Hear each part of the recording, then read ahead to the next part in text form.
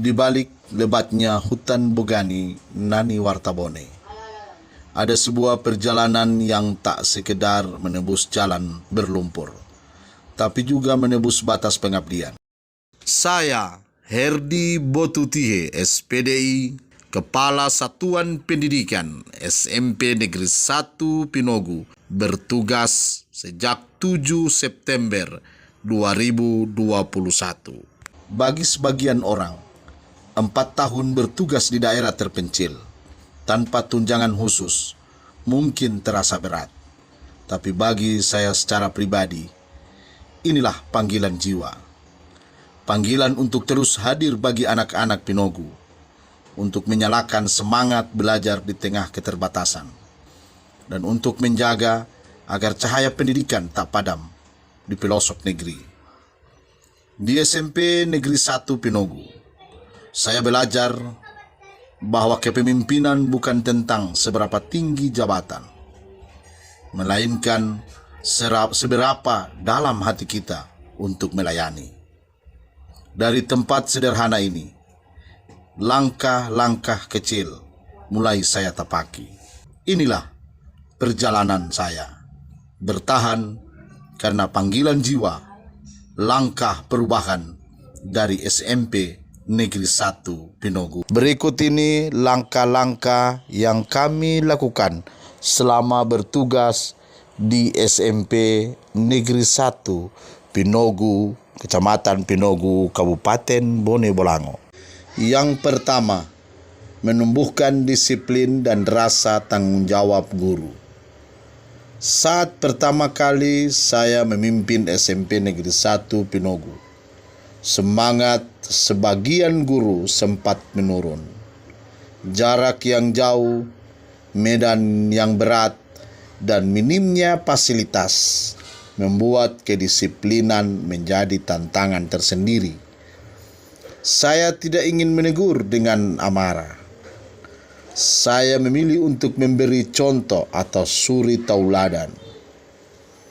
Setiap pagi saya datang lebih awal, membuka gerbang dan menyambut guru serta siswa-siswi dengan senyuman. Perlahan tapi pasti, kehadiran menjadi kebiasaan, bukan lagi kewajiban.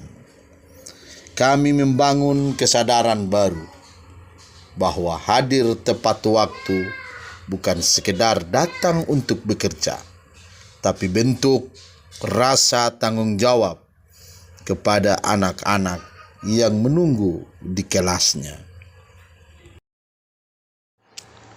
Yang kedua, memperbaiki sarana dan prasarana sekolah. Saya mempelopori perbaikan fasilitas sekolah yang sebelumnya jauh dari layak. Ruang kelas, ruang tata usaha, dan ruang kepala sekolah diperbaiki agar lebih nyaman digunakan. Untuk pertama kalinya, sekolah memiliki toilet khusus bagi guru, siswa laki-laki, dan siswi perempuan. Perubahan fisik ini bukan sekedar membangun bangunan, tapi membangun rasa memiliki dan kebanggaan terhadap sekolah sendiri. Yang ketiga, membangun kehidupan spiritual dan akhlak siswa. Di tengah keterbatasan fasilitas yang ada, saya menyadari pentingnya menumbuhkan nilai-nilai spiritual dalam keseharian siswa-siswi. Karena itu, saya memfasilitasi pemanfaatan salah satu ruangan kosong di sekolah menjadi musola sederhana, tempat bagi guru dan siswa untuk beribadah, berdoa, dan menenangkan diri. Dari ruang kecil inilah semangat baru mulai tumbuh. Kami membiasakan sholat duha dan sholat zuhur berjamaah, serta mengadakan kegiatan membaca Al-Quran secara rutin bagi siswa-siswi kami.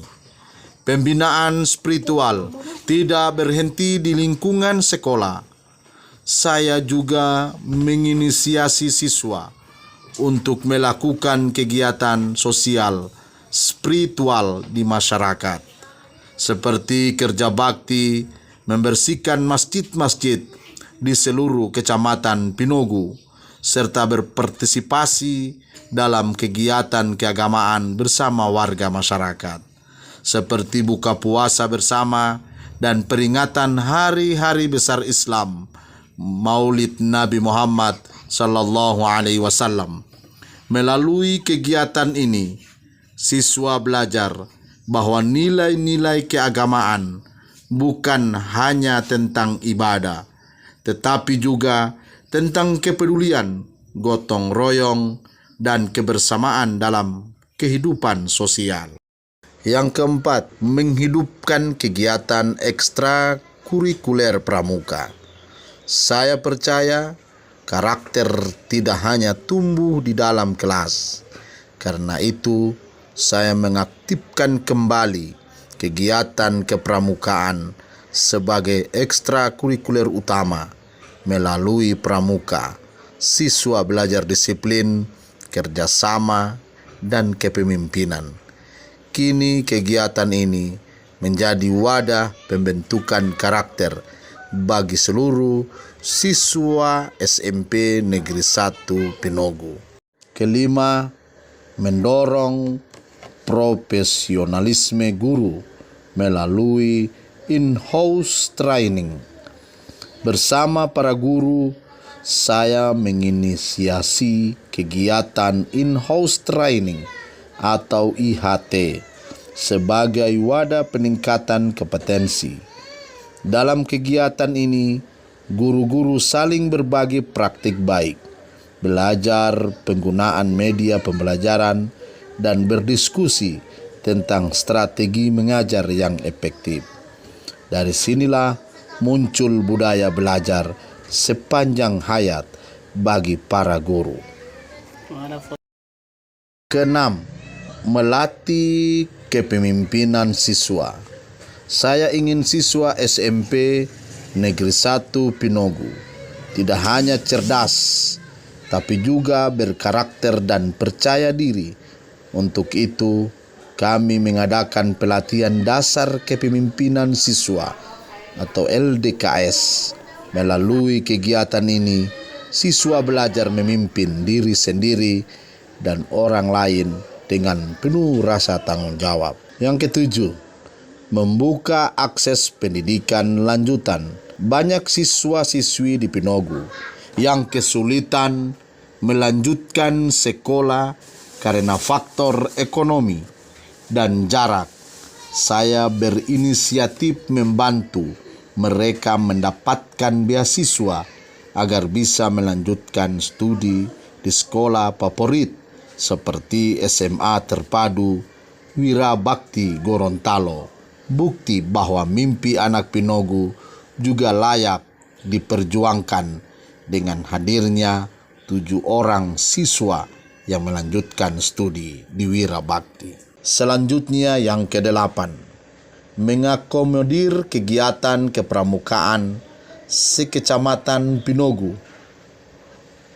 Tidak hanya di SMP Negeri 1 Pinogu, saya juga berperan aktif mengkoordinasi kegiatan kepramukaan tingkat kecamatan. Sekolah kami menjadi tuan rumah dan pusat kegiatan pembinaan pramuka bagi seluruh sekolah di wilayah Kecamatan Pinogu. Kegiatan ini memperkuat kolaborasi antar sekolah dan menumbuhkan semangat kebersamaan di daerah terpencil. Berhubung saya juga sebagai ketua kuartir ranting Pinogu.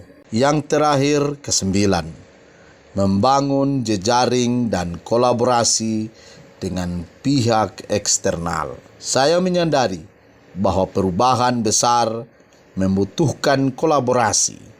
Karena itu, saya membuka hubungan kerjasama dengan berbagai pihak luar, antara lain Bank Indonesia atau BI membantu pembuatan sumur suntik untuk memenuhi kebutuhan air sekolah. Menyerahkan wakaf sumur suntik termin pertama dari pegawai Kantor Perwakilan Bank Indonesia Provinsi Gorontalo, dan mohon berkenan Bapak Taufik serta Bapak Ervandi untuk bisa mendampingi. Polsek Suwawa atau Sektor Suwawa bekerja sama dalam pencegahan kekerasan di sekolah dan menciptakan lingkungan belajar yang aman dan kondusif. Puskesmas Pinogu mendukung pemeriksaan kesehatan rutin bagi guru dan siswa.